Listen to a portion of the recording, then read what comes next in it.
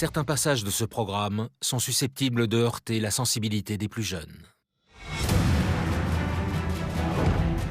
Le Vatican a longtemps refusé de publier ces mystérieuses prophéties sur l'avenir du monde. Que cachent vraiment les énigmatiques secrets de Fatima? Le célèbre quotidien, le New York Times, va évoquer l'annonce d'une guerre nucléaire pouvant anéantir la Terre.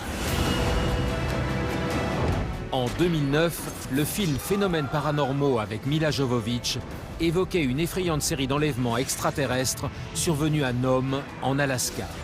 Un scénario glaçant, inspiré de faits réels. Rien qu'en 1998, 8 personnes vont disparaître au même endroit sans laisser aucune trace.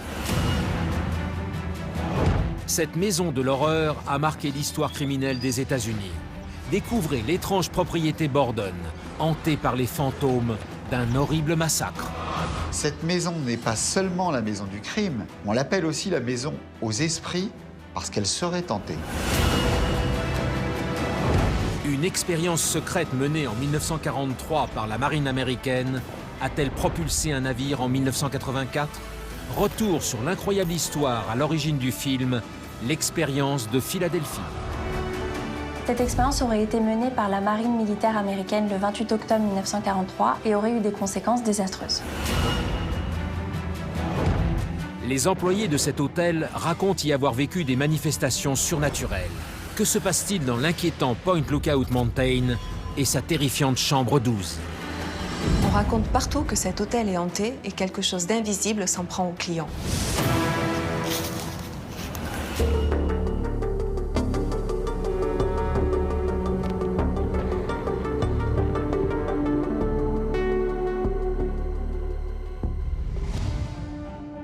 Bonsoir et merci de nous retrouver pour ce nouveau numéro inédit d'Enquête paranormale. On les appelle les secrets de Fatima, du nom de ce village portugais où en 1917, 3 enfants disaient avoir vu la Vierge Marie et reçu de mystérieuses prophéties sur l'avenir du monde. Gardées longtemps secrètes par le Vatican, certains sont allés jusqu'à détourner des avions de ligne pour obliger le pape à en révéler le contenu exact. Mais que contiennent vraiment ces inquiétantes prophéties? Le Vatican a-t-il dissimulé une partie du message, annonçant notamment l'assassinat du pape et, plus effrayant encore, la fin du monde?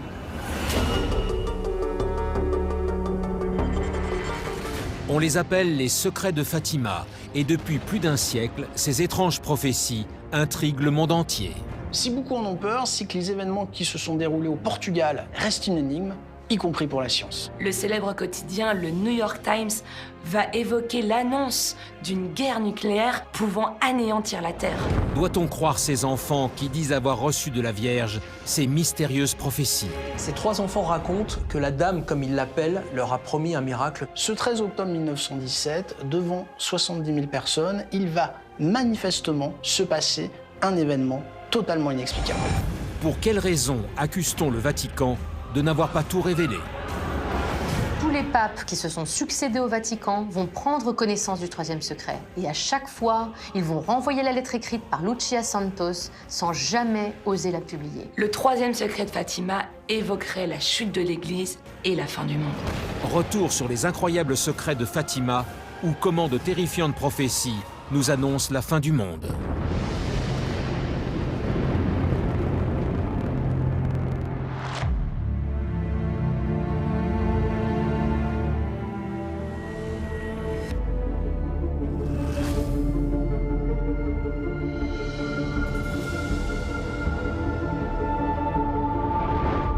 Nous sommes le 13 mai 1981 sur la place Saint-Pierre de Rome au Vatican.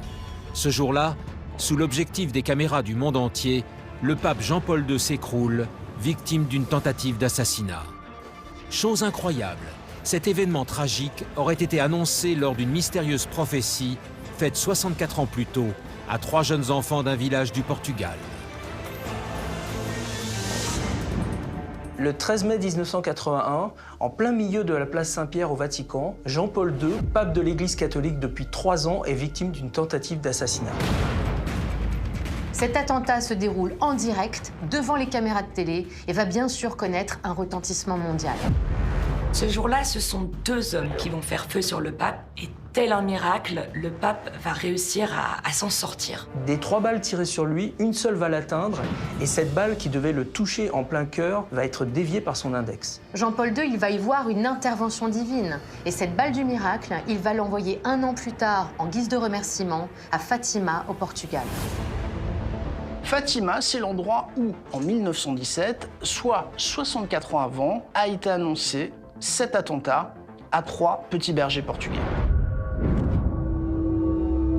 On raconte que ces 3 enfants auraient vu une dame lumineuse, qui serait en fait la Vierge Marie, et cette dame lumineuse aurait annoncé des prophéties à ces enfants, sous la forme de 3 secrets. Parmi ces 3 prophéties, la 3e parle d'un évêque vêtu de blanc, entouré par la foule et qui sera tué par un projectile.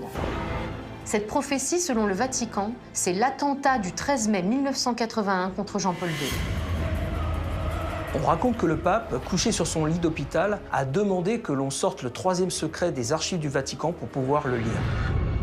Si des journalistes et des chercheurs se passionnent autant aujourd'hui pour ces prophéties, c'est qu'on accuse le Vatican de ne pas avoir donné le réel contenu du 3e secret. Le 3e secret de Fatima évoquerait la chute de l'Église et la fin du monde.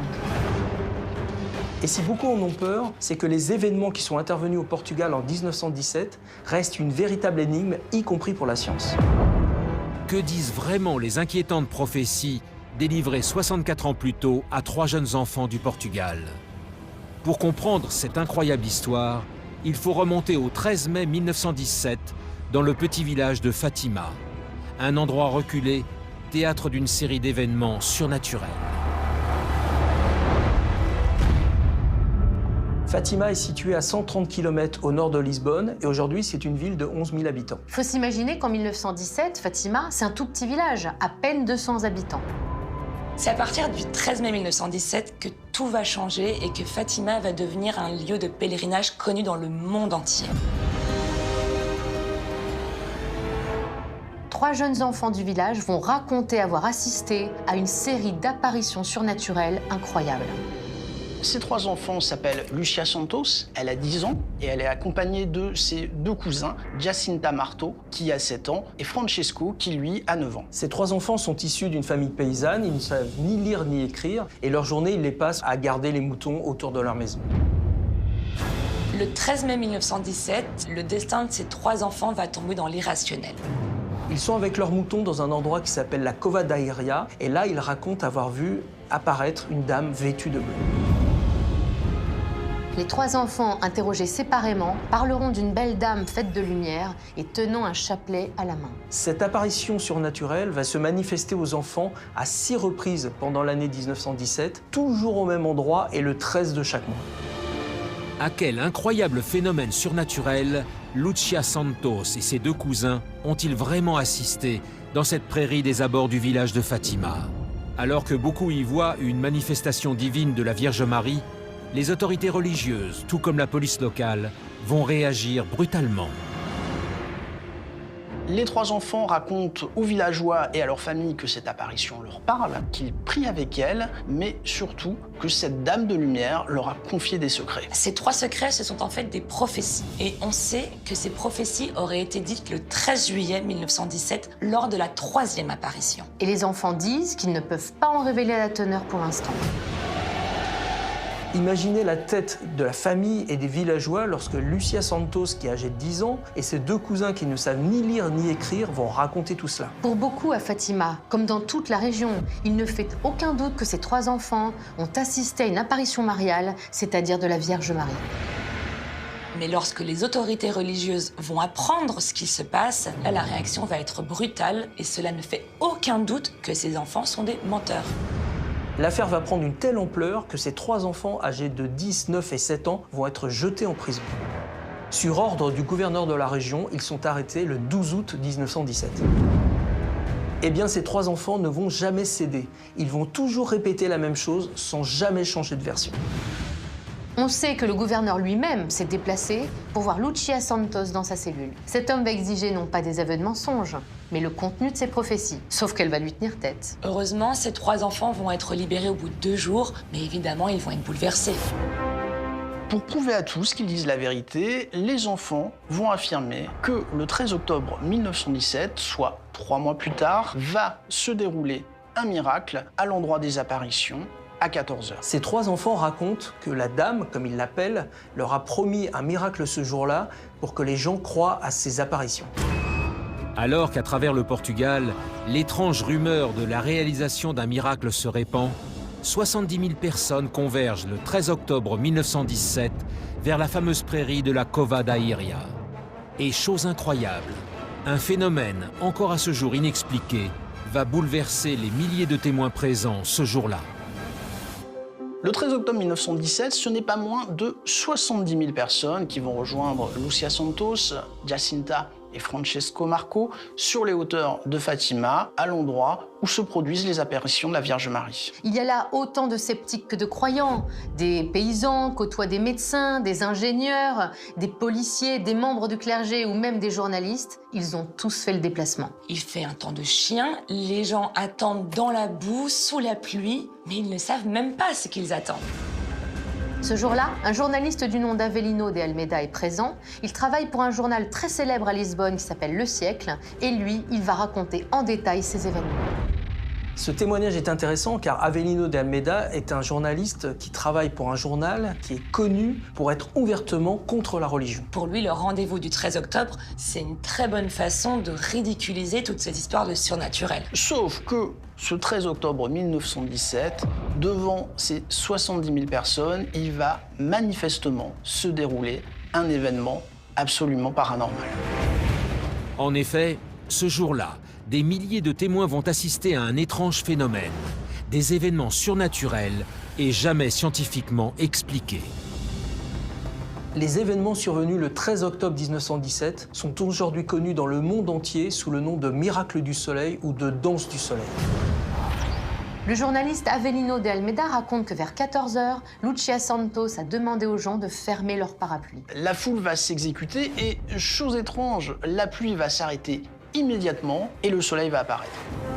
Avelino de Almeida, qui ne croit pourtant pas au miracle, va parler du soleil comme une plaque d'argent que tout le monde peut voir sans être ébloui et qui bouge dans le ciel. Les témoins diront que le soleil s'est mis à faire des rotations sur lui-même, à monter, à descendre. Ils diront c'est comme s'il dansait. On sait qu'au cours de ce spectacle assez incroyable, la foule a vécu un véritable moment de panique. Le soleil se serait rapproché de tellement près que les gens ont cru qu'il allait percuter la Terre. Les gens présents à Fatima ce jour-là ont cru à la fin du monde. Ce spectacle va durer pas moins de 10 minutes. Et pour tout le monde, c'est vraiment quelque chose de miraculeux et d'incroyable. D'autant que 3 mois auparavant, les 3 enfants avaient dit à tout le monde « Venez ce jour-là et vous verrez ». Ce jour-là, d'après le journaliste Avelino de Almeida, Lúcia Santos aurait annoncé la fin prochaine de la Première Guerre mondiale. Et en effet, 1 an plus tard, la paix va être signée alors que plus personne n'y croyait vraiment. Depuis ces événements, personne n'a pu expliquer exactement ce qu'il s'est passé dans ce ciel le 13 octobre 1917. Selon les astronomes de l'Observatoire de Lisbonne, aucun instrument n'a enregistré quoi que ce soit et aucun phénomène naturel n'était prévu. Quel est cet étrange phénomène observé par des milliers de témoins présents à Fatima ce 13 octobre 1917 ? Troublés par ces événements inexpliqués, les autorités du Vatican exigent de Lúcia Santos qu'elle révèle enfin les mystérieuses prophéties dont elle a eu connaissance. Au Vatican, on est bien embarrassé par le cas de ces 3 enfants, surtout qu'ils refusent de révéler quoi que ce soit. La seule révélation faite à l'époque par cette dame est que Jacinta et Francesco vont la rejoindre dans peu de temps. Et étrangement, c'est ce qu'il va se passer. L'année suivante, Francesco et Jacinta Marto meurent de la grippe espagnole. La seule survivante du trio, Lúcia Santos, va rentrer au couvent et ce n'est qu'en 1941, c'est-à-dire 24 ans plus tard, qu'elle va accepter de mettre par écrit les 2 premiers secrets. Et pour que soit couché par écrit le 3e mystérieux secret, il faut attendre 1944. Et encore, Lúcia Santos, elle y pose une condition. La prophétie ne doit pas être révélée avant 1960. C'est l'évêque de la ville de Leiria qui va transmettre les 3 secrets au Vatican afin de s'assurer que ceux-ci ne soient pas révélés. Le 18 avril 1942, les 2 premières prophéties sont rendues publiques par le pape Pie XII. Ce jour-là, tout le monde découvre médusé que l'arrivée du communisme et la Seconde Guerre mondiale ont été annoncées le 13 octobre 1917 à 3 petits bergers portugais. On découvre aussi qu'au cours de la toute première apparition, cette dame de lumière leur aurait montré une vision terrifiante de l'enfer. Les enfants en parlent comme d'un avertissement pour les hommes. Le problème, c'est que le 3e secret, et on ne sait toujours pas pourquoi, le Vatican va refuser de le rendre public. Pour quelles raisons les papes ayant eu connaissance du 3e secret ont tous refusé de le publier? Cache-t-il de terrifiantes prophéties comme certains l'affirment? Il faut attendre le 26 juin 2000, soit 83 ans après les mystérieuses apparitions de Fatima, pour que Jean-Paul II accepte de révéler ce que contient le 3e message. En 1960, des journalistes, mais également des hommes d'église, vont demander au pape, Jean XXIII, de mettre fin à ce mystère. Étrangement, le Vatican va refuser, et de manière officielle, de rendre public le moindre contenu de ce 3e secret. Cette attitude va attiser les plus folles rumeurs. Le célèbre journal, le New York Times, va même évoquer une possible guerre mondiale comme fin du monde. La peur est telle autour de cette prophétie que les gens sont prêts à tout pour connaître la vérité. Le 2 mai 1981, un Australien va même aller jusqu'à détourner le vol Londres-Dublin avec 112 personnes à bord. Il exige de Jean-Paul II qu'il révèle la 3e partie du secret. Sauf que sur l'aéroport du Touquet, où a atterri l'appareil, les forces spéciales françaises vont réussir à libérer tous les otages. Et il faudra encore attendre 19 ans pour que le 3e secret ne soit plus un secret. En effet, le 26 juin 2000, Jean-Paul II révèle enfin au monde entier le 3e secret de Fatima. Mais des journalistes et de nombreux prêtres vont accuser le Saint-Siège d'avoir volontairement caché une grande partie de la prophétie. En juin 2000, le Vatican va enfin révéler le contenu des 4 pages manuscrites de Lucie Santos. Et on n'y lit aucune prophétie réellement apocalyptique, c'est plutôt un ensemble de symboles difficilement déchiffrables. Dans ce manuscrit, on évoque clairement un évêque vêtu de blanc suivi d'une foule. Le religieux gravit une montagne entourée de maisons en ruine et d'un paysage de chaos. Jean-Paul II dira s'être reconnu lui-même dans cette description, sauf que la prophétie parle d'un homme tué par des projectiles. Jean-Paul II, qui a survécu à l'attentat du 13 mai 1981, dira avoir échappé à la mort grâce à une intervention divine, celle de la Vierge de Fatima. Le problème, c'est que lorsque l'Église catholique du Portugal va apprendre le contenu de ce 3e secret, elle va être furieuse.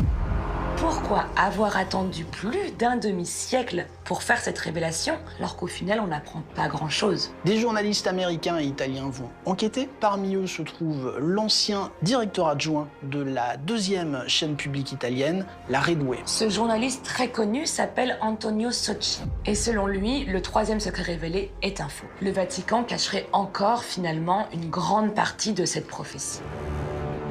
Gabriel Amorth, qui est un célèbre prêtre exorciste du Vatican, va même aller plus loin. Le 25 octobre 2011, il va annoncer à un journaliste espagnol que la prophétie parle du diable. Le 3e secret annoncerait en réalité la chute de l'Église trop corrompue et la fin du monde. Cela veut dire que, contrairement à ce que dit le Vatican, le 3e secret ne se serait pas encore réalisé. C'est tout l'enjeu de ce 3e secret. Est-il authentique et pourquoi le Vatican a-t-il attendu plus de 50 ans pour le révéler? Encore aujourd'hui, ce qui s'est passé à Fatima en 1917 reste inexpliqué et le 3e secret demeure une énigme. Le 3e secret de Fatima est-il annonciateur d'un avenir apocalyptique? Faut-il avoir peur de ces étranges prophéties faites en 1917 sur les collines d'un petit village portugais? Lucia Santos, la dernière des 3 témoins des apparitions de la Vierge de Fatima, s'est éteinte au Portugal le 13 février 2005 à l'âge de 97 ans. La petite bergère au centre de cette histoire surnaturelle n'a jamais voulu s'exprimer publiquement sur ce que contient le 3e secret. L'Alaska est l'endroit du monde qui détient le pourcentage le plus élevé de disparitions. En 40 ans, la police en a recensé près de 16 000. Un lieu en particulier effraie la population. C'est la petite ville de Nome. Le mystère qui entoure cette région est tel qu'Hollywood s'en est inspiré en 2009 avec le film Phénomènes paranormaux porté par la star Milla Jovovich. Si l'on en croit le scénario glaçant, ces disparitions seraient le fruit d'enlèvements extraterrestres.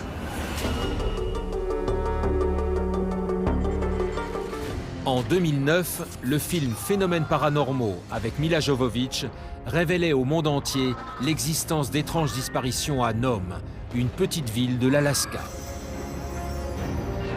On peut penser que cette histoire est le fruit de l'imagination des scénaristes. Mais le problème, c'est qu'à Nome, ces disparitions sont bien une réalité. Cette petite ville d'Alaska est marquée par une série de disparitions énigmatiques. Beaucoup d'habitants croient que c'est le fait d'extraterrestres. Que se passe-t-il vraiment dans cette ville isolée de l'Amérique du Nord? Rien qu'en 1998, 8 personnes vont disparaître au même endroit sans laisser aucune trace. Les gens sont convaincus qu'une menace invisible plane sur eux. Quelles étranges découvertes les policiers ont-ils fait au cours de leur enquête? Les chiens vont suivre la piste de cet homme sur 2 km. Les chiens semblent perdus. C'est comme si cet homme s'était littéralement volatilisé. Retour sur les terrifiantes disparitions de Nome, sur lesquelles plane l'ombre des extraterrestres.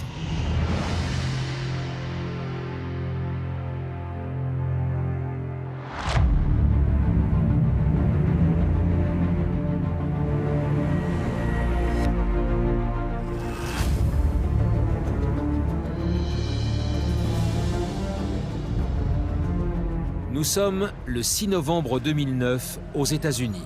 Ce jour-là, les Américains découvrent sur les écrans de cinéma le film Phénomènes paranormaux.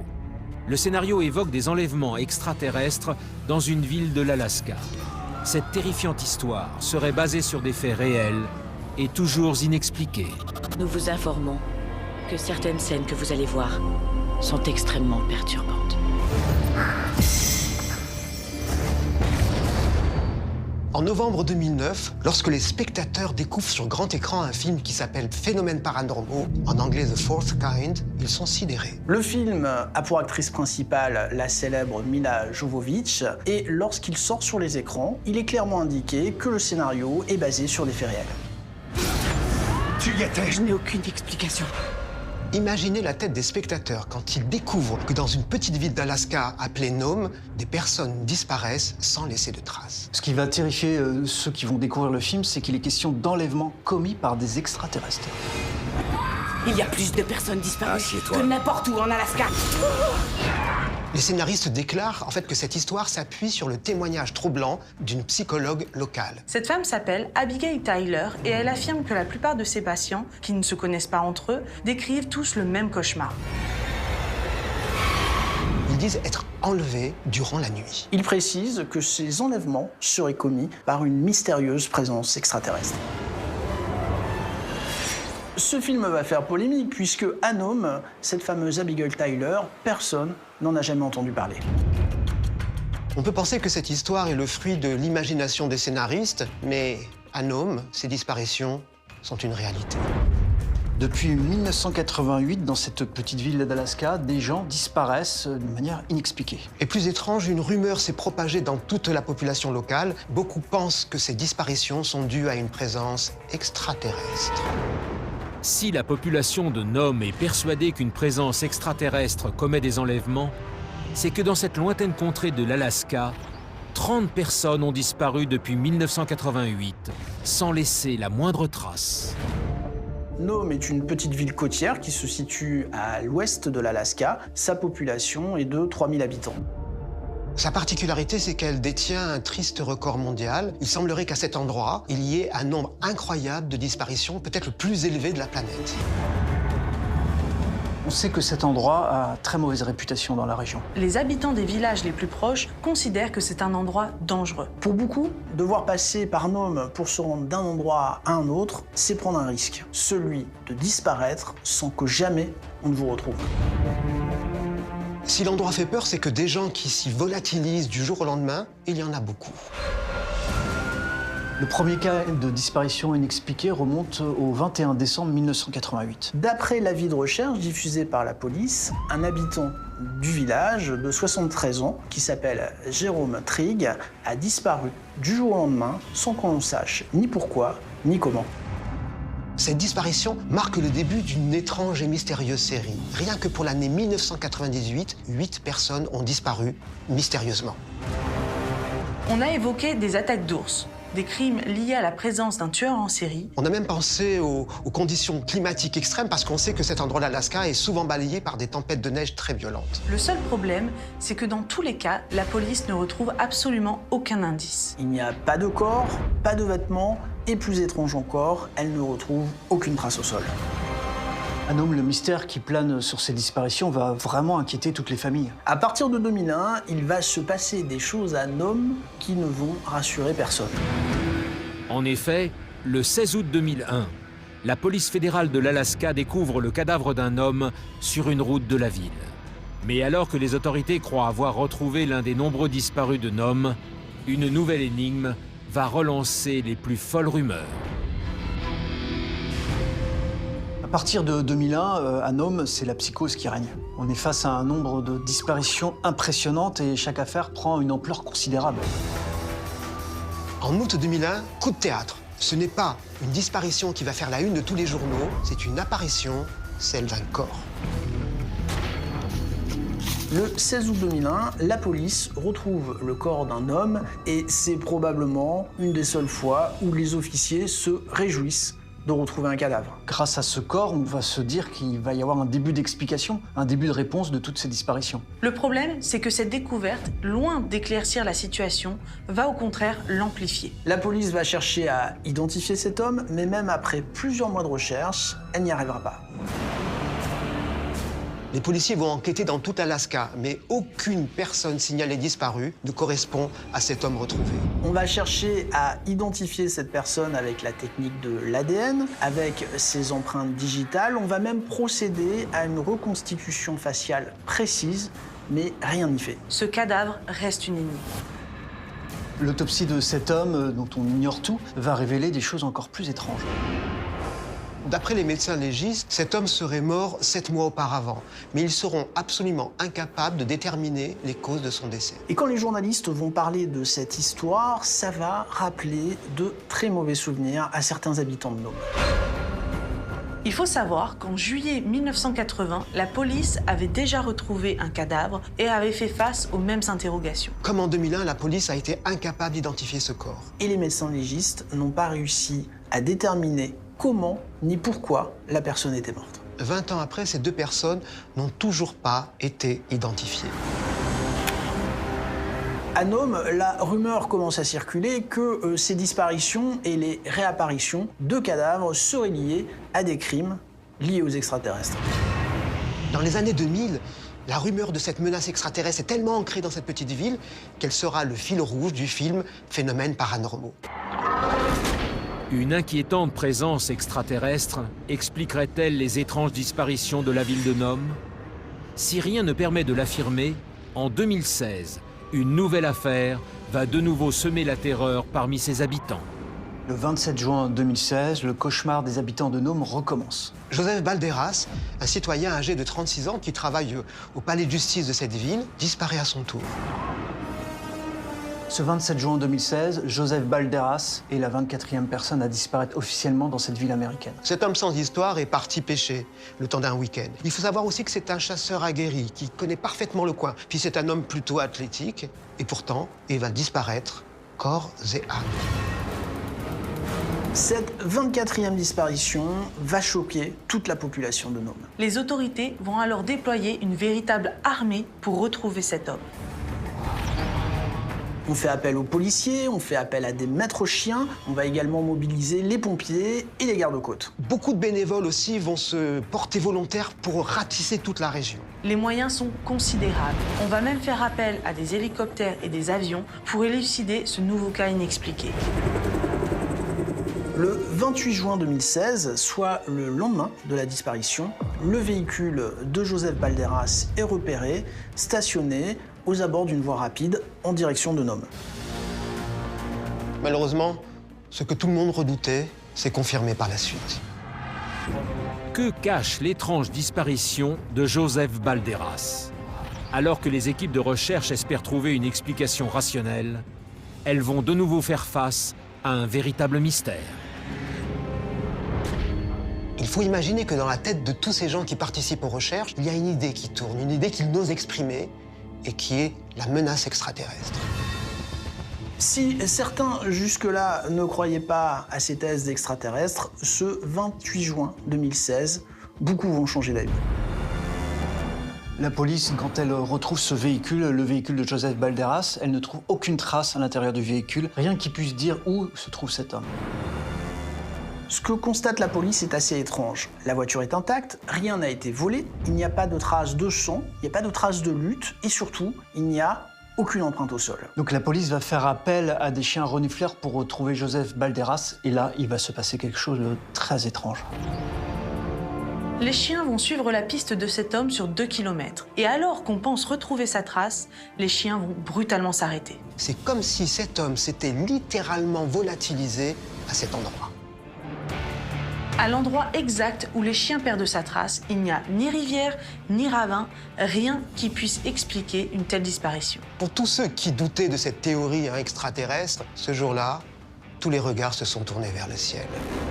La famille de Joseph Balderas est sous le choc, mais elle refuse d'admettre cette terrible réalité. Joseph Balderas a disparu sans laisser aucune trace. Les recherches vont encore durer 6 mois et la famille propose même jusqu'à 10 000 $ à toute personne qui aurait le moindre indice. Et comme pour les autres cas de disparition, on ne retrouvera jamais son corps. Le 7 décembre 2016, il n'y a pas d'éléments supplémentaires sur cette disparition et la justice va donc prononcer le décès présumé de Joseph Balderas. Depuis l'affaire Balderas en 2016, 6 autres personnes ont disparu. La dernière affaire en date remonte au 4 septembre 2020. Une jeune femme de 33 ans a disparu en pleine journée. Ce jour-là, à Nome, lorsque la police a publié l'avis de recherche, une grande partie de la population n'a pas pu s'empêcher de lever la tête et de scruter le ciel. Si les nombreux cas de disparition de Nome restent encore aujourd'hui une véritable énigme, plus troublant encore, depuis 1988, pas moins de 16 000 personnes ont été portées disparues dans tout l'Alaska. Qu'il soit le fruit d'enlèvements extraterrestres ou non, le taux de disparition dans cet endroit reculé est 4 fois plus élevé que partout ailleurs dans le monde. Chaque année, des milliers de visiteurs se pressent dans la ville de Fall River pour y voir l'inquiétante maison Borden, la maison la plus célèbre et la plus hantée de toute l'histoire criminelle américaine. Depuis qu'en 1892, un horrible massacre à la hache a eu lieu entre ces murs, cet endroit serait la proie d'étranges manifestations surnaturelles. Les fantômes des victimes se manifesteraient encore pour réclamer justice. Cette maison a connu un tragique massacre à la hache et serait depuis la proie de mystérieux phénomènes paranormaux. On raconte partout que quelque chose d'invisible lié à ce crime est encore présent dans la maison. Cette maison n'est pas seulement la maison du crime, on l'appelle aussi la maison aux esprits parce qu'elle serait hantée. Que se passe-t-il vraiment derrière les murs de l'énigmatique maison Borden, cette étrange demeure située à Fall River, aux États-Unis? Cette jeune femme raconte que peu de temps après son embauche, elle a assisté à un phénomène inexplicable dans la chambre où Abby Borden a été assassinée. La maison Borden a quelque chose d'effrayant. Tous ceux qui y dorment ou visitent cette maison disent qu'elle dégage quelque chose de glaçant. Cet endroit étrange est-il vraiment une porte ouverte sur un monde invisible? Le fait de replacer des objets d'époque avec toute l'énergie négative qu'ils contiennent a certainement ouvert une porte vers les événements tragiques de 1892. Plus de 3 ans après, personne n'a véritablement levé le mystère de ce qui apparaît sur cette vidéo. Plongé au cœur de l'inquiétante maison du massacre de Fall River, dont les fantômes des victimes continuent de réclamer justice.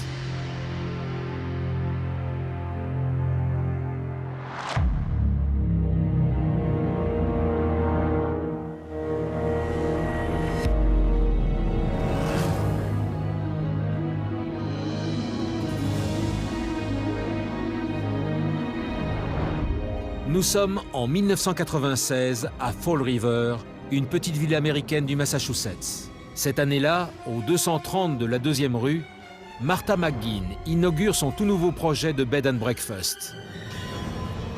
Cet endroit, connu aux États-Unis pour avoir abrité un horrible massacre, serait pourtant un lieu hanté où se déroulent d'étranges phénomènes.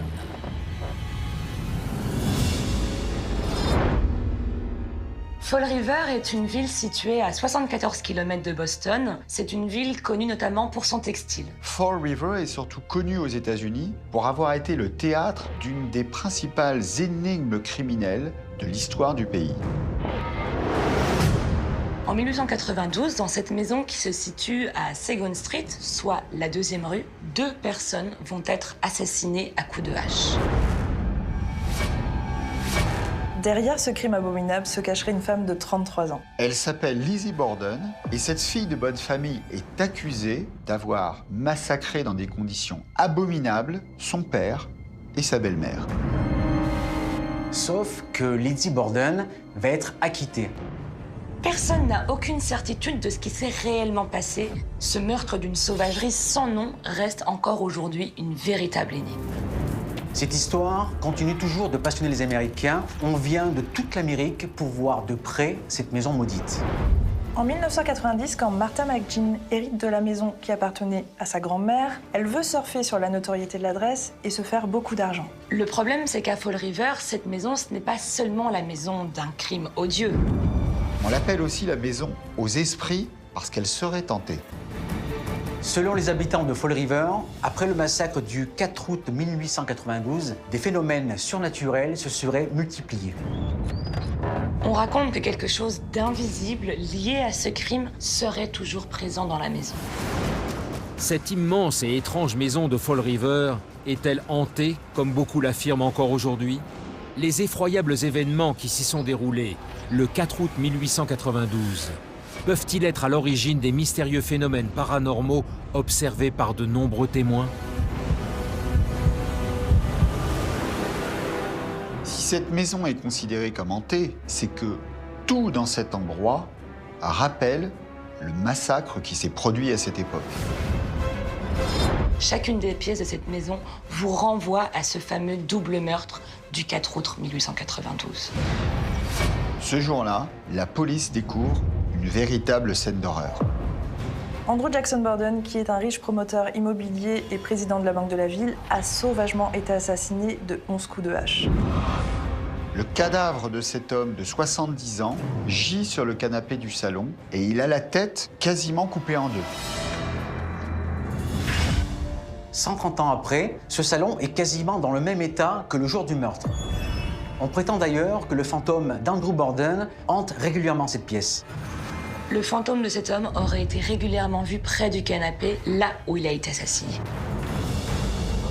Ce canapé qu'on appelle le canapé de la mort n'est pas exactement le canapé sur lequel le crime s'est produit, mais il est sa copie conforme et il date de la même époque. C'est l'un des mystères de cette maison. Un autre endroit dans la propriété est réputé pour ses phénomènes paranormaux. C'est une chambre d'amis située au 1er étage et c'est là qu'on a retrouvé le corps de Abby Borden, la seconde femme d'Andrew.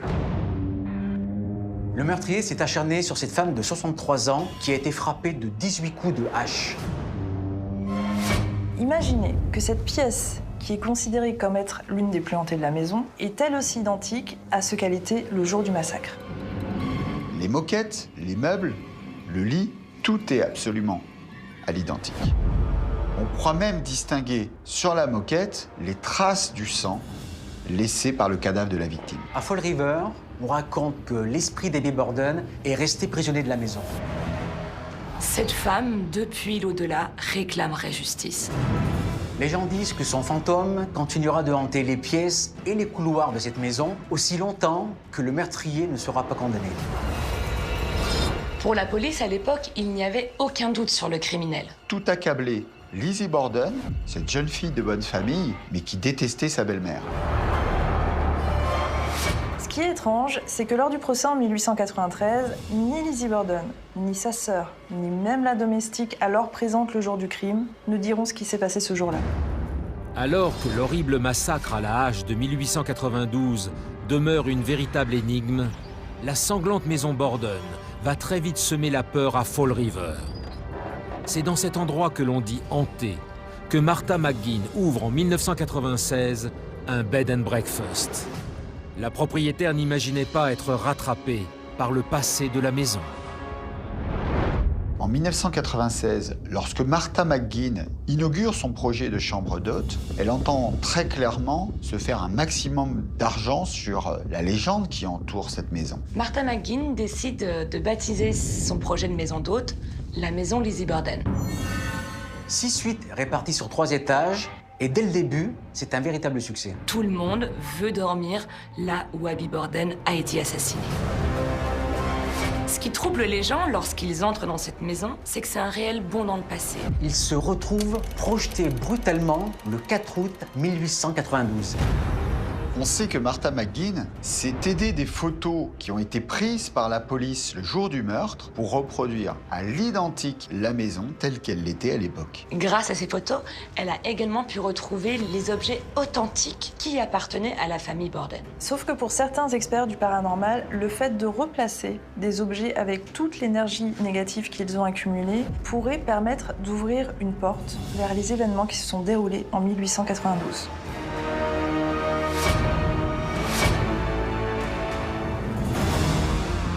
La première personne qui va être témoin de phénomènes étranges, c'est une femme de chambre qui travaille dans le bed and breakfast. Cette employée s'appelle Kerry Roderick et cette jeune femme va expliquer que juste après son embauche, elle va assister à un phénomène inexplicable dans la chambre où Abby Borden a été assassinée. Kerry Roderick raconte que sur le lit qu'elle venait à peine de faire, elle a clairement repéré comme une empreinte d'une personne, comme si quelqu'un venait de se coucher. Ce jour-là, elle va tellement avoir peur qu'elle va se sauver de la maison. Kerry Roderick ne croyait pas du tout aux histoires de fantômes, mais elle acceptera de raconter ce qu'elle a vécu devant les caméras d'une célèbre émission américaine. J'étais en train de terminer ma dernière chambre, j'ai fait le lit et nettoyé le reste de la pièce, et quand je me suis retournée, j'ai vu l'empreinte parfaite de quelqu'un allongé sur le lit. J'ai eu tellement peur que je suis restée tétanisée plusieurs secondes. J'ai regardé partout autour de moi et je me suis enfuie. Je n'avais jamais vu ça de ma vie. Kerry Roderick sera tellement choquée qu'elle quittera son emploi le jour même et elle refusera de revenir dans la maison, y compris pour toucher son salaire. D'autres employés qui, eux aussi, ne croyaient pas vraiment à ces histoires, vont commencer à raconter entendre des bruits, des murmures et même des sanglots dans certaines pièces de la maison. Certains iront même jusqu'à raconter voir un nuage de fumée provenir de la cuisine, alors qu'il n'y a personne à ce moment-là. Alors que les témoignages des employés se multiplient, Martha McGinn demande l'aide de Catherine Ramsland, une professeure d'université renommée. Lors de sa visite en 1996 dans l'inquiétante maison Borden, un terrifiant phénomène va se produire dans le sous-sol de la propriété.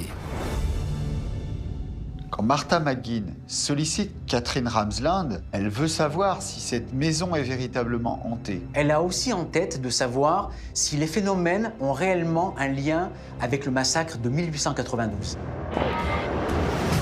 Catherine Ramsland est professeure en psychologie médico-légale, mais également en justice pénale dans l'université d'ESAL en Pennsylvanie. Cette universitaire collabore avec la justice américaine, notamment sur des affaires de tueurs en série. Mais Catherine Ramsland est également très connue pour avoir écrit de nombreux ouvrages ayant lien avec le paranormal.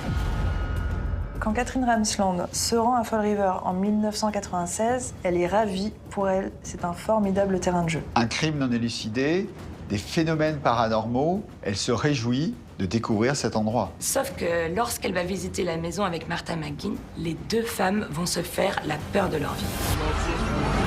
Contrairement à ce qu'on pouvait imaginer, ce n'est pas dans le salon où se trouvait le fameux canapé de la mort ou dans la chambre d'Abby Borden qui va se passer un phénomène étrange, mais c'est dans la cave.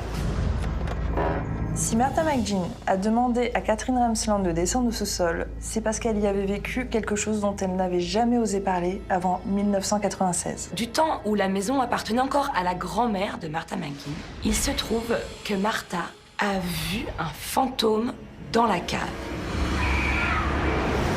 Elle décrit alors avoir vu l'apparition d'une femme en robe d'époque victorienne. Martha McGee n'avait jamais osé en parler car elle se disait que personne ne la croirait et elle avait peur qu'on la prenne pour une folle. C'est justement dans cette cave qu'en 1996, Catherine Ramsland et la propriétaire vont enregistrer un drôle de son, comme une voix sortie de l'au-delà.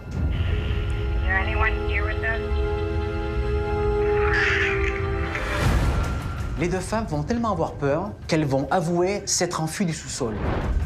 Pour certains, cet enregistrement est la preuve irréfutable que cette maison est véritablement hantée. L'étrange maison du massacre de Fall River est-elle hantée par les fantômes d'Andrew et Abby Borden? Près de 130 ans après la tragédie, une troublante vidéo filmée en 2017 à l'intérieur de cette propriété va relancer cette incroyable théorie. De 1996 à aujourd'hui, il y a vraiment eu beaucoup de monde qui sont passés par ce bed and breakfast et forcément beaucoup d'histoires circulent. On raconte que si certains clients ont passé une nuit tranquille, d'autres se seraient carrément enfuis. On évoque toute forme de phénomènes. Les lumières qui s'allument, qui s'éteignent, des bruits de pas, des portes qui claquent, évidemment des chutes de température inexpliquées. On parle d'objets qui se déplacent ou d'alarmes d'incendie qui se déclenchent toujours à la même heure, vers 3 heures du matin. En 2017, c'est le 3e étage de la maison qui va faire parler de lui. Sous les combles se trouve l'ancienne chambre de Bridget Sullivan. Elle était la gouvernante de la famille Borden et aujourd'hui encore, on la soupçonne d'avoir été la complice du double meurtre. L'ancienne chambre de Bridget Sullivan a été louée en 2017 par une touriste de Chicago. Et ce que va filmer cette touriste avec son téléphone portable ce soir-là n'a toujours pas trouvé d'explication. On distingue sur cette vidéo très courte une sorte de nuage laiteux en suspension au-dessus du lit. Cette jeune touriste américaine va poster sa vidéo sur Internet et demander si ce qu'on y voit correspond à quelque chose d'explicable ou de rationnel. Plus de 3 ans après, personne n'a véritablement levé le mystère de ce qui apparaît sur cette vidéo. Et ce film très court va contribuer à la sinistre réputation de la maison Borden. Que ce soit un phénomène paranormal ou non, toutes les personnes qui passent par cette maison sont d'accord pour dire qu'il en émane quelque chose de vraiment glaçant. On peut ne pas croire aux fantômes, mais passer la nuit sur place, c'est quand même dormir dans un endroit où 2 personnes ont été massacrées à la hache. Certains disent aujourd'hui que c'est la tristesse qui pousse Andrew et Abby Borden à se manifester aujourd'hui pour dénoncer Lizzie Borden, qui jusqu'à sa mort en 1927 restera impunie. Presque 130 ans après ce terrible meurtre, l'inquiétante maison de Fall River attire chaque année des milliers de curieux fascinés par la plus grande énigme criminelle américaine et ses étranges histoires de fantômes. Beaucoup espèrent assister à l'un des nombreux phénomènes inexpliqués qui, depuis la tragédie du 4 août 1892, plane sur cet endroit à la macabre réputation. Lors de sa sortie en 1984, le célèbre film hollywoodien L'Expérience de Philadelphie a marqué des générations de cinéphiles. Ce film racontait comment, en 1943, une expérience secrète de la marine américaine visant à rendre ses bateaux invisibles avait par erreur projeté en 1984 un navire et tout son équipage. Véritable expérience aux frontières de l'invisible ou légende urbaine? Obligée de se justifier, l'armée américaine elle-même est allée jusqu'à enquêter. En 1984, le célèbre film L'Expérience de Philadelphie révélait l'incroyable existence d'un projet militaire visant à rendre des navires totalement invisibles. L'idée que l'US Navy aurait testé des expériences de téléportation se répand. Cette expérience aurait été menée par la marine militaire américaine le 28 octobre 1943 et aurait eu des conséquences désastreuses. À quels étranges phénomènes les marins de l'USS Eldridge auraient-ils été confrontés lors de cette expérience inédite? On raconte que des marins seraient devenus invisibles, d'autres fous et que certains auraient fusionné avec la carlingue. Clairement, on laisse entendre que l'USS Eldridge aurait voyagé dans le temps et sur un court espace de 10 minutes. Véritable expérience paranormale de téléportation qui aurait mal tourné ou légende basée sur des projets militaires top secrets? L'attitude de l'armée américaine démontre qu'elle est embarrassée et qu'elle aurait peut-être quelque chose à cacher. L'US Navy reconnaît cependant qu'en octobre 1943, à Philadelphie, elle a mené des expérimentations pour rendre ses navires de guerre invisibles. Retour sur l'incroyable affaire appelée l'expérience de Philadelphie. Un voyage aux frontières de l'invisible.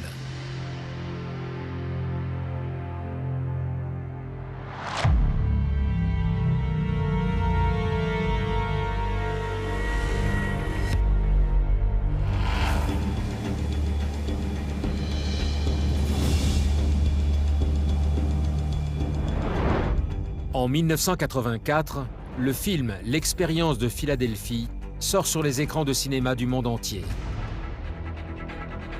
Les spectateurs découvrent stupéfaits que le scénario de 2 soldats de la Seconde Guerre mondiale, téléportés en 1984, serait basé sur une véritable expérience militaire qui aurait mal tourné.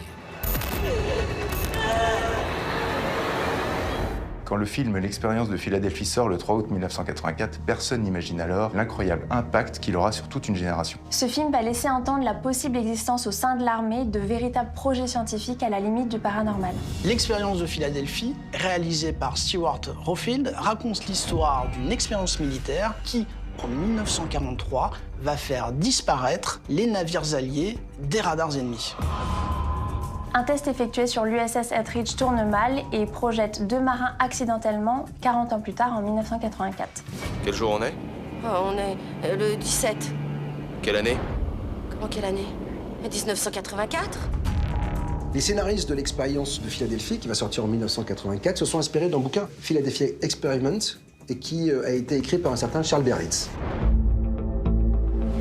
Ce livre raconte l'histoire d'une expérience militaire qui s'est déroulée à Philadelphie en 1943. Et cette expérience vise à rendre totalement invisibles les navires de guerre. Ce projet top secret, qui aurait eu comme nom de code projet Rainbow, projet Arc-en-Ciel, aurait été abandonné suite à la disparition inexpliquée et à la mort de plusieurs militaires américains. Imaginez la tête des spectateurs qui vont au cinéma et qui, en 1984, découvrent que l'expérience de Philadelphie serait tirée de faits réels. À l'époque, ce film fait grand bruit, tout le monde s'interroge. La téléportation de l'USS Eldridge en 1943 a-t-elle envoyé accidentellement des Marines américains dans le futur? Que s'est-il vraiment passé en 1943 dans le port de Philadelphie? L'armée américaine a-t-elle vraiment procédé à une expérimentation secrète aussi dangereuse que surnaturelle?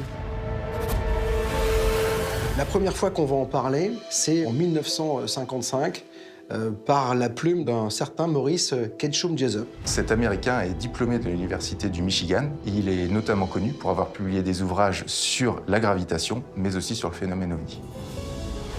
Au printemps 1955, cet astronome reçoit plusieurs lettres d'un ancien militaire prénommé Carlos Miguel Allende qui souhaite lui fournir des informations confidentielles.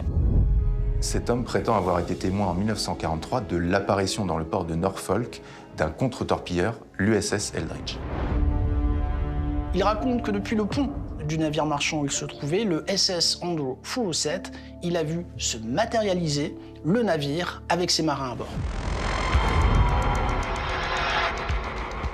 Maurice Jessup va enquêter plusieurs mois et va révéler dans l'un de ses ouvrages l'existence de cette supposée expérience.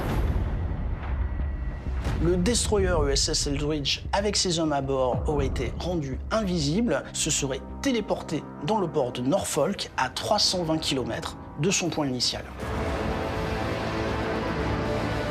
Cette expérience aurait été menée par l'armée américaine le 28 octobre 1943 et aurait eu des conséquences désastreuses. Parmi ces marins, certains sont devenus fous, d'autres ont carrément pété les plombs, et puis surtout, on dit que certains auraient même fusionné avec la carlingue. On va même jusqu'à affirmer que cette opération aurait obligé l'armée à réaliser des lavages de cerveau de tout l'équipage pour garder ce fiasco secret. Personne ne sait si ce qu'affirme Maurice Jessup est vrai lorsqu'il sort son livre en 1955, mais l'idée que l'US Navy aurait testé des expériences de téléportation se répand. Clairement, on laisse entendre que l'USS Eldridge aurait voyagé dans le temps pendant un court laps de 10 minutes. Véritable expérience top secrète menée par les États-Unis ou simple légende tirée de l'imagination d'un auteur de science-fiction? Informée à l'époque de ces accusations, l'armée américaine va très vite réagir. Alors la marine va commencer à démentir très mollement ce qui se trouve dans le livre de Maurice Jessup. On a presque le sentiment que l'armée américaine veut dissimuler l'expérience. Que cette expérience de téléportation ait eu lieu ou non, le doute va s'installer pour très longtemps et pour plusieurs raisons. En 1957, quand l'armée prend connaissance du livre de Maurice Jessup, elle décide de le convoquer à Washington. Maurice Jessup a été interrogé à l'Office militaire de recherche navale et d'après ce qu'on sait, il a dû expliquer comment il a eu accès aux informations contenues dans ce livre. Quand Jessup révèle qu'il a eu ces informations par un ancien militaire, Carlos Miguel Allende, l'armée va tout faire pour retrouver cet homme. Elle va même aller jusqu'à éditer par une société d'édition qui est basée au Texas quelques exemplaires du bouquin en espérant faire sortir ce fameux Carlos Miguel Allende de sa cachette, mais en vain. Elle ne le retrouvera jamais. Toute cette dépense d'énergie pour retrouver cet informateur va quand même paraître très suspecte. Pourquoi, si tout cela est faux, comme le dit l'armée, pourquoi elle dépenserait de l'argent pour aller retrouver ce fameux Carlos Miguel Allende? C'est une vraie question. Accusé de vouloir cacher l'existence d'un projet secret à l'origine de la mystérieuse disparition de marins à bord de l'USS Eldridge, la marine américaine va livrer sa propre version des faits. La Navy, dans cette histoire, va faire face à de terribles accusations et les autorités militaires vont décider de communiquer officiellement pour mettre fin aux rumeurs. Devant toutes les zones d'ombre et les accusations qui viennent de partout, l'armée va être obligée de donner l'accès au journal de bord de l'USS Eldridge. Elle affirme, preuve à l'appui, qu'entre le 18 octobre et le 1er novembre 1943, ce navire était basé à New York. Il est donc impossible que cette expérience ait eu lieu, puisque le bateau n'était pas à quai à Philadelphie. Malgré cette mise au point, le doute va persister, surtout que la marine va confirmer un élément contenu dans le livre, la disparition de plusieurs marins de l'USS Eldridge. Ça va poser problème, parce qu'effectivement, on peut imaginer que tout est faux, mais pourquoi ces marins ont disparu? Alors, l'armée, plus tard, dira que ces marins ont disparu lors d'exercices militaires, mais qui n'ont rien à voir avec une soi-disant expérience d'invisibilité. L'armée a beau se justifier, un autre événement va contribuer à nourrir les soupçons de mensonge. Le 20 avril 1959, Maurice Jessup, 59 ans, est retrouvé mort, asphyxié dans sa propre voiture. En fait, on va le retrouver dans un parc de Miami. Tout ressemble à un suicide. Bien évidemment, les plus curieux diront qu'on l'a peut-être aidé à se suicider. D'autant qu'il avait annoncé quelques jours auparavant qu'il avait de nouvelles révélations à faire sur l'expérience de Philadelphie. Si sa mort est considérée comme suspecte, c'est que l'un de ses proches a décidé de témoigner. Cet homme s'appelle Monson Valentine, il est médecin. Et il dira que Maurice Jessup lui a dit être inquiet pour sa vie, qu'il avait la sensation d'être suivi et qu'on voulait attenter à ses jours. Tous ces éléments, ajoutés les uns aux autres, vont alimenter les soupçons. L'histoire d'une expérience secrète qui aurait mal tourné à Philadelphie va perdurer. Quelles étranges révélations Maurice Jessup s'apprêtait-il à faire avant sa mort? Alors que 25 ans plus tard, Hollywood jette la lumière sur cette incroyable histoire, en 1990, un nouveau témoin se manifeste. Il s'appelle Alfred Bielek et affirme avoir participé à la mystérieuse expérience de Philadelphie.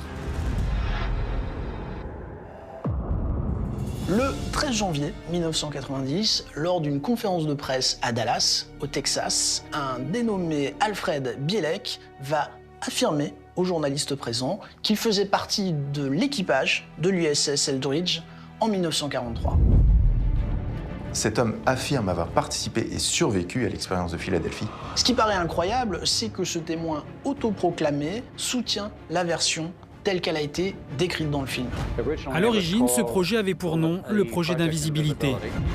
Cet homme raconte toutes sortes de choses très détaillées. Ce même jour, ce 13 janvier 1990, jour de la conférence de presse, il dira donc qu'il était sur le bateau lors de l'expérience avec son frère et que son nom, c'est pas Alfred Bielek, mais Edward Cameron. Il prétend aussi que l'expérimentation aurait commencé le 12 août 1943 et qu'elle aurait eu des conséquences désastreuses pour les marins à bord. Il y a beaucoup de monde lors de cette conférence de presse et Alfred Bielek n'y va pas par le dos de la cuillère et il va, lui aussi, dire que la véritable expérience de Philadelphie était bien de rendre invisible le USS Eldridge, mais surtout de travailler sur le voyage dans le temps. Exactement comme dans le film sorti en 1984, et la réalité dépasse la fiction. Chose incroyable, tout cela va être repris par les grands médias américains. Et la presse va mandater quelques journalistes pour enquêter et on va s'apercevoir, en tout cas certains des journalistes vont s'apercevoir qu'en 1943, un certain Albert Einstein, connu pour ses travaux sur la relativité du temps, aurait travaillé sur l'expérience d'invisibilité et de voyage dans le temps. Et devinez où? À Philadelphie. Sauf qu'Alfred Bielek va commencer à évoquer des histoires absolument loufoques. Il parle de voyage dans le temps qui l'aurait amené jusqu'en 2147. Là, c'est le discrédit absolu. Bien sûr, on le prend pour un fou, pour un mythomane. L'armée, elle voit là l'occasion pour elle de se blanchir, c'est du pain béni pour elle. Donc Bielek va être totalement discrédité. Pour tous ceux qui espéraient voir en cet homme un témoin crédible des événements de 1943, c'est la douche froide. On va commencer à dire que cette histoire d'expérience paranormale n'est qu'une légende urbaine et qu'il ne s'est rien passé à Philadelphie. Sauf que si on sait désormais avec certitude qu'Alfred Bielek n'a pas servi sur l'USS Eldridge en 1943, on va découvrir en novembre 2000 qu'il y a bien eu des expérimentations en 1943 sur des navires de guerre dans le port de Philadelphie. C'est la Navy elle-même qui va le confirmer le 28 novembre 2000. Si tout porte à croire que l'incroyable expérience menée en Pennsylvanie en 1943 relève de la légende urbaine, la marine américaine va publier, en date du 28 novembre 2000, les conclusions d'une enquête interne. Elle révèle la véritable expérience menée le 28 octobre 1943 dans le port de Philadelphie. Tout ce qu'ont dit les témoins a été passé au peigne fin. Les lieux, les dates et même le nom des bateaux cités dans cette affaire. Prenez ce navire, l'USS Eldridge, l'armée va publier les carnets de bord, les certificats de navigation, elle va même publier des films d'archives pour prouver que ce navire n'a pas pu participer à l'expérience de Philadelphie et encore moins le 28 octobre 1943. On apprend aussi dans ce rapport la réelle existence du SS Andrew Furset sur lequel Carlos Miguel Allende dit avoir vu l'apparition du fameux USS Eldridge. Sauf que le 28 octobre 1943, date à laquelle aurait eu lieu l'expérience de Philadelphie, le navire a quitté le port de Norfolk depuis 3 jours. Malgré toutes ces informations, l'US Navy va quand même affirmer qu'en 1943, au mois d'octobre, elle a bien fait des expériences sur l'invisibilité. À Philadelphie, en 1943, la marine américaine travaillait bien à rendre ces navires invisibles, mais pas à l'œil humain tel qu'on pourrait le comprendre. La marine voulait rendre ces navires de guerre invisibles aux capteurs de mines magnétiques, c'est-à-dire en démagnétisant ces navires grâce à d'énormes câbles chargés en électricité. On sait aujourd'hui qu'il n'y a jamais eu de projet militaire visant à téléporter ou à rendre invisibles des navires. C'est de la science-fiction. Dans cette affaire, vous prenez des éléments bien réels que vous mélangez à des témoignages plus ou moins vérifiables et vous obtenez l'une des plus incroyables légendes urbaines qui n'ait jamais existé. Le désormais célèbre navire militaire USS Eldridge, qui a nourri des années durant les fantasmes d'un improbable voyage dans le temps, a été vendu à l'armée grecque en 1996. Depuis, on prétend que ce bateau, auréolé d'une étrange réputation, aurait bel et bien disparu en mer Méditerranée, sans aucune explication. Malgré les preuves apportées par l'armée américaine quant à l'inexistence du projet Rainbow, la mystérieuse légende qui plane sur ce navire semble ne jamais devoir cesser. En 2001, un couple d'Américains réalise son rêve. Pour un peu plus d'1 million d'euros, ils deviennent les heureux propriétaires d'un charmant petit hôtel-restaurant situé à seulement 2 heures de New York. Mais derrière cette apparente bonne affaire se cache un endroit étrange. Des phénomènes inexpliqués se déroulent dans la chambre numéro 12 et les employés, terrifiés, prétendent qu'elle est hantée.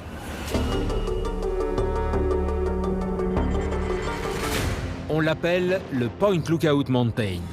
Et ce qu'ont vécu les nouveaux propriétaires de ce petit hôtel américain a bouleversé leurs croyances. Tout ce qu'ils vont vivre dans cet hôtel durant 9 ans va les convaincre d'une chose effrayante. Oui, il est possible que des gens morts restent prisonniers d'un lieu et viennent le hanter. À quels effrayants phénomènes les employés de cet hôtel isolé ont-ils été confrontés? Les employés disent trouver régulièrement la télé et la lumière allumées. Or, cette chambre est fermée à clé et elle est inoccupée. Le personnel évoque aussi des objets qui se déplacent sous leurs yeux. Quelle étrange légende plane sur l'énigmatique et terrifiante chambre numéro 12? On prétend qu'une jeune femme aurait été assassinée ici dans la chambre 12 par son petit ami. On raconte partout que cet hôtel est hanté et quelque chose d'invisible s'en prend aux clients. Retour sur les phénomènes inexpliqués du Point Lookout Mountain. Cet hôtel que l'on dit hanté par le fantôme d'une femme assassinée.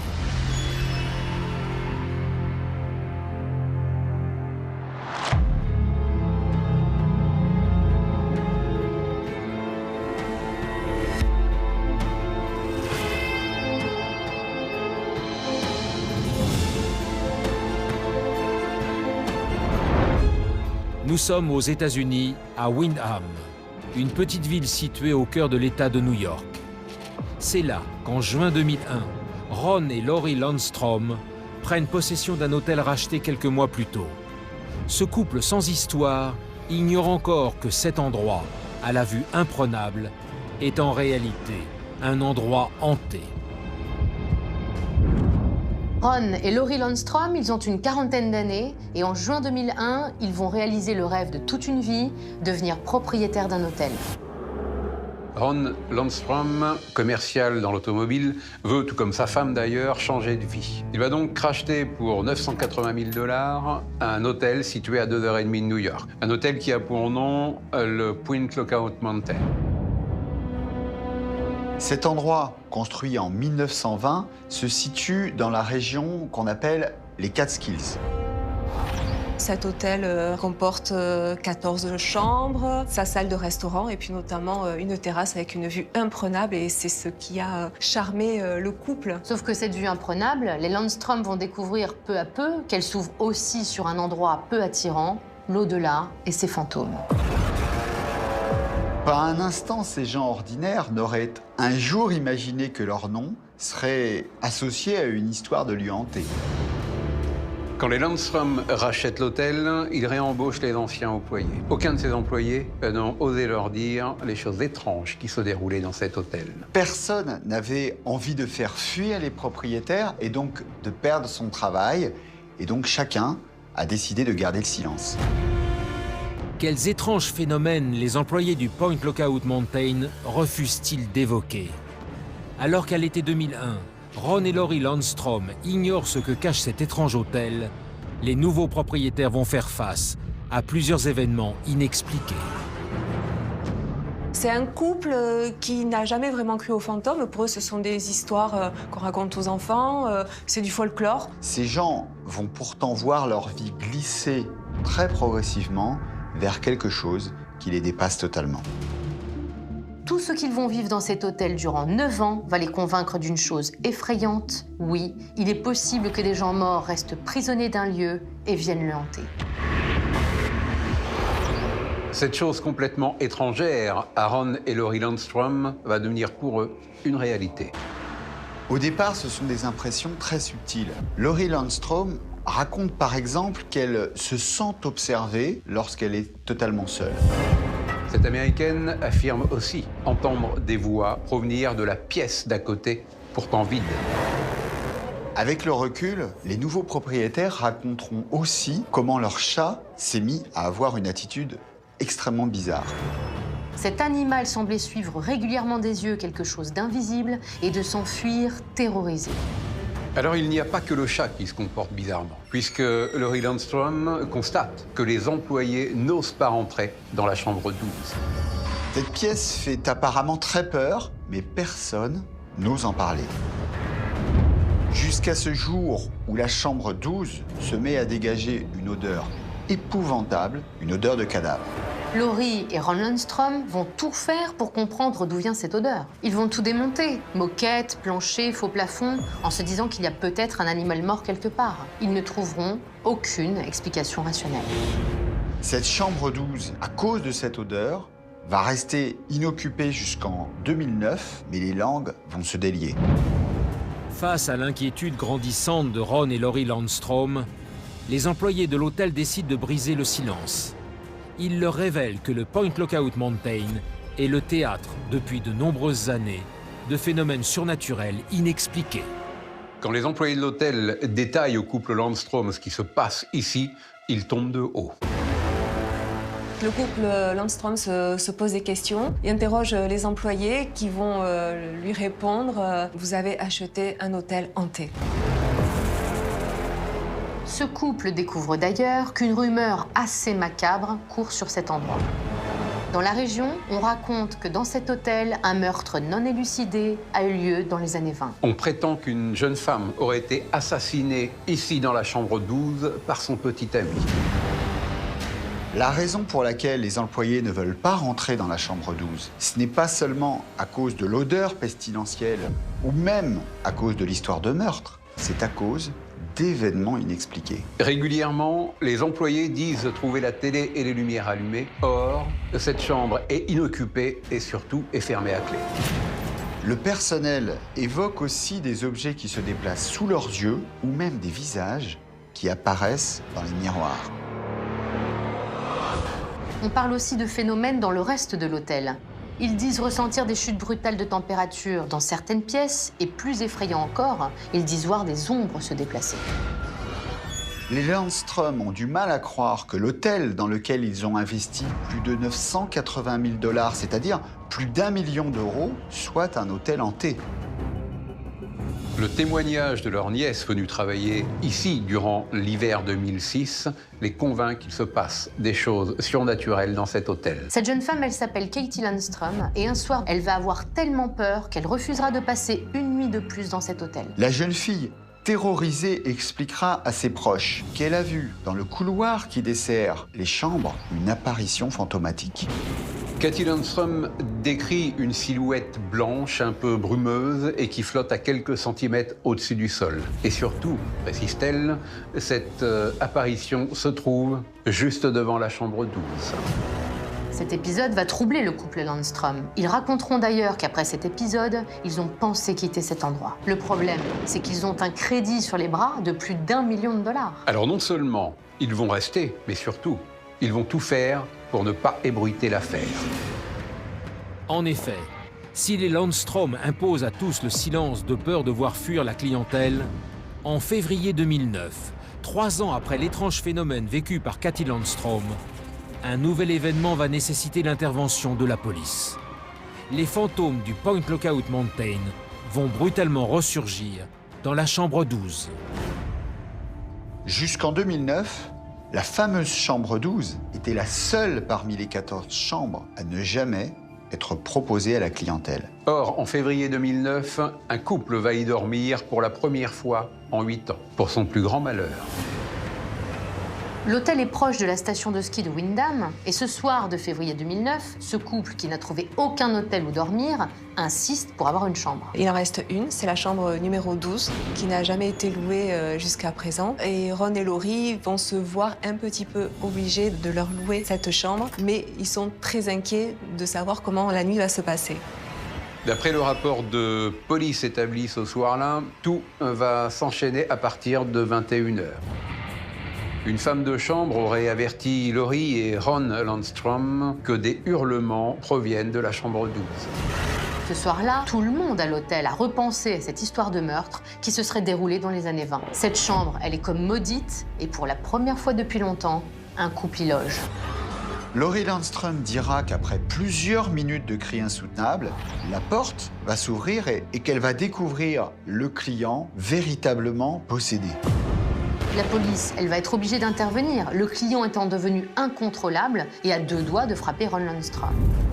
Le sergent de police Thomas Planck raconte ce soir-là avoir fait face à une situation assez étrange. Cet homme, hors de contrôle, va soudainement se calmer en sortant de la chambre 12.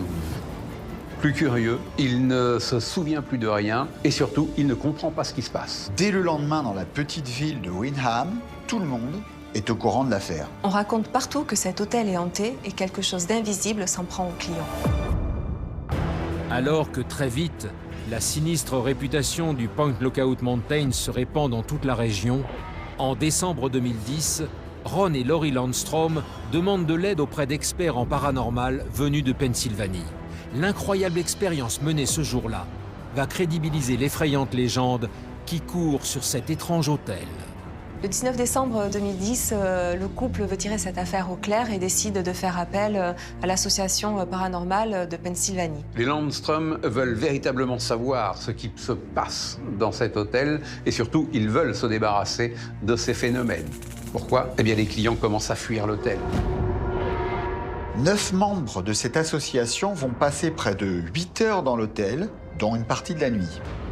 Ils sont venus avec des caméras, des enregistreurs de fréquences électromagnétiques et des micros qu'ils placent à peu près partout dans l'hôtel. Au final, rien du tout, les caméras n'ont rien enregistré, il s'est absolument rien passé, il n'y a eu aucune activité. Sauf que l'association est venue ce jour-là avec une médium qui s'appelle Virginia Centrillo. Tout le monde veut savoir si, oui ou non, les odeurs qui émanent de cette chambre sont liées au fameux meurtre commis dans les années 20. L'association a demandé à la médium d'éclaircir les circonstances du crime et son endroit exact à l'intérieur de la chambre 12. Virginia Centrillo se livre alors à une séance de médiumnité dans la sinistre chambre 12. Elle affirme qu'une jeune femme est effectivement morte dans cette chambre et d'ailleurs, elle désigne un coin bien précis. Contrairement à la légende, la médium précise que cette femme qu'elle voit vêtue de blanc n'aurait pas été assassinée par son petit ami. Virginia Centrillo évoque plutôt une jeune femme qui se livrait à la prostitution et qui serait morte d'une overdose. L'énigmatique chambre 12 est-elle porteuse d'une légende macabre? Ou a-t-elle été le théâtre d'un véritable drame à l'origine de phénomènes paranormaux? Ce que vont découvrir Ron et Laurie Landstrom ce 10 décembre 2010 va profondément les bouleverser. Virginia Centrillo, la médium, peut raconter ce qu'elle veut, mais il n'y a absolument rien qui prouve ses dires. On va faire appel en fait à une autre association qui met à disposition des chiens spécialisés dans la détection de cadavres humains. Ces 2 chiens ont été emmenés par la Rescue International, un organisme de renommée mondiale qui intervient sur les grandes catastrophes. Ce qu'ont révélé ces chiens de la fameuse chambre 12 est proprement hallucinant. Et cette expérience, elle a été filmée. Imaginez que ces 2 chiens lâchés dans la chambre 12 s'arrêtent clairement à l'endroit qui a été désigné par cette médium, Virginia Centrillo. Leur attitude donc laisse supposer qu'il y a eu clairement ici un cadavre, ou en tout cas beaucoup de sang. Si on est certain que c'est un cadavre humain et pas celui d'un animal, c'est qu'un chien non spécialisé a lui aussi été lâché dans la chambre et qu'il n'a rien reniflé d'anormal. Ce qui est troublant, c'est que l'expérience menée avec ces 2 chiens confirme une partie de la sinistre légende qui entoure cet hôtel. Quelqu'un a bien perdu la vie dans cette énigmatique chambre 12. Et aussi étrange que cela puisse paraître, son fantôme semble bien hanter la pièce et ses alentours. En 2012, 2 ans après ces incroyables révélations, Ron et Laurie Landstrom se sont définitivement séparés de cet étrange hôtel. Terriblement frappé à l'époque par l'ouragan Sandy, l'hôtel maudit de la petite ville de Windham a depuis changé de nom. Entièrement rénové, personne ne sait si les nouveaux propriétaires ont décidé de proposer la terrifiante chambre 12 à la clientèle.